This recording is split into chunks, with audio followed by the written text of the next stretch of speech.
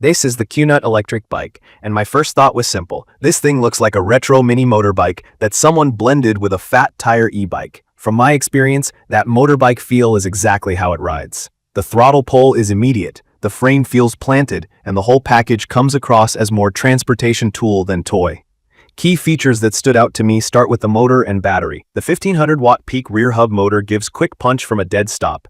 The throttle can launch you without pedaling, which QNUT calls a cold start, and it feels exactly like that. No lag, no wobble, just go. I hit 27 to 28 miles per hour on flat pavement, according to my GPS app, at around 185 pounds with a backpack. The battery is a 48-volt 18Ah pack that locks in and pops out for indoor charging. On my longest day using pedal assist levels 2 to 3, I covered just over 60 miles with about 10% left, mostly city riding with a few hills and some stop and go. On throttle only, I got a hair over 40 miles before the power tapered. Your range will swing with rider weight, hills, wind, and how much you lean on the throttle. I'm glad they gave it 20 times 4.0 fat tires. For anyone new, the fat part is the tire width. It gives a bigger contact patch, so you feel more stable on gravel, grass, or patched pavement. I ran 26 psi on the street and dropped to around 18 psi on a dirt path. That small change made the ride softer and kept the bike sure-footed. There's suspension at both ends, a basic front fork and a rear coil shock. The front fork on my unit isn't adjustable, while the rear shock has simple preload adjustment. That means you can stiffen the rear a little for heavier riders or cargo. But you won't be tuning rebound like a high-end mountain bike. Still, over potholes and curb cuts, it stayed smooth and controlled. The cockpit feels modern.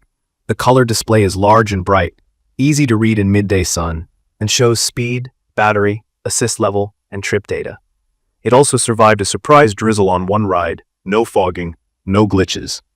The interface is straightforward enough that I didn't need a manual to change assist modes or toggle the lights. Throttle is a twist style on the right side. Shifting is handled by a trigger shifter and a 7-speed rear setup, which is what you need if you plan to pedal up steeper grades without cooking your legs. Braking on my bike is handled by mechanical disc brakes. They stopped the bike reliably after a short break-in, but out of the box, the levers had more play than I like. A simple cable adjustment took out the slack, and after a few rides, the bike felt consistent. If you're new, mechanical discs use a cable instead of hydraulic fluid. They're easier to maintain at home, but don't feel quite as smooth. One safety detail I appreciated: touching the brakes cuts the motor. It's the kind of feature you forget about until it saves you once in traffic. Looks and build are a big part of why I kept grabbing this bike over others I own. The frame has that moped silhouette with a wide saddle and a big round headlight that throws a wide beam. At night I felt visible, and the rear light responds to braking. Mine also has turn signals and a horn button, which I used more than I expected when threading through parked cars and bike paths. Cable routing is clean and tucked, which seems minor until you notice how tidy the whole bike looks and how little there is to snag on. Assembly took me about 45 minutes on a living room floor with the included tools. The wheel was true, the derailleur shifted fine after a quarter turn on the barrel adjuster, and the brake pads just needed centering. The only hiccup I had was a slightly loose kickstand bolt that I tightened after the first ride, and the front tire came out of the box a bit low on air. Not a big deal, but check your fasteners and pressures before riding. I'd use a better set of Allen keys than the ones in the box, and a proper torque wrench if you have one. On the road, the character is confidence and ease.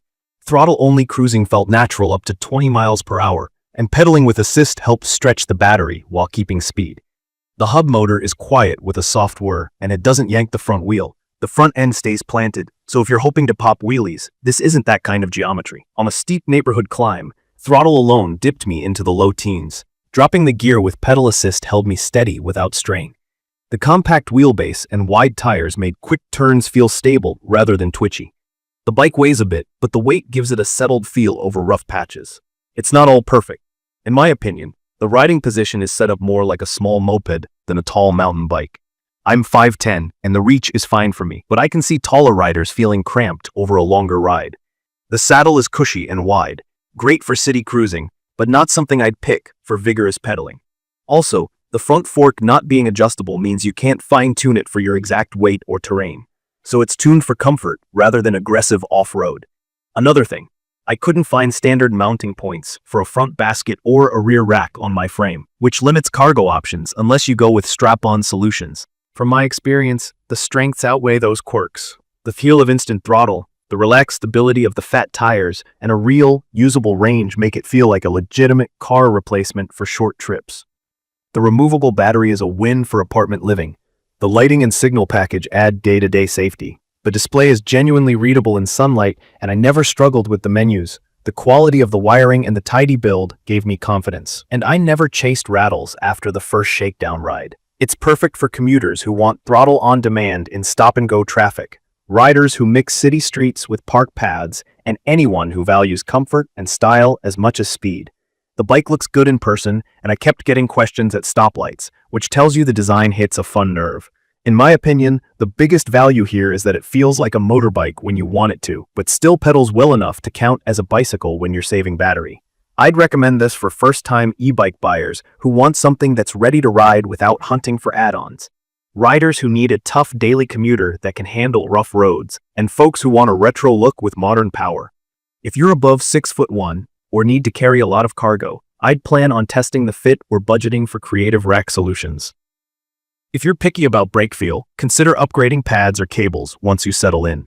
In conclusion, the QNUT 1500 peak electric dirt bike for adults delivers quick acceleration, a practical range, and a comfortable, stable ride in a head-turning package. It's not a pure dirt bike, and it's not a featherweight pedal machine. It sits in that sweet spot where throttle convenience meets everyday utility. The compromises, mechanical discs, non-adjustable fork, limited cargo mounts, are sensible for the price. If what you want is a retro-styled, easy-to-live-with electric motorbike that makes every quick errand more fun, this checks the right boxes for me. If you found this helpful, hit subscribe and drop your questions or your experience with this bike in the comments. Thank you for watching.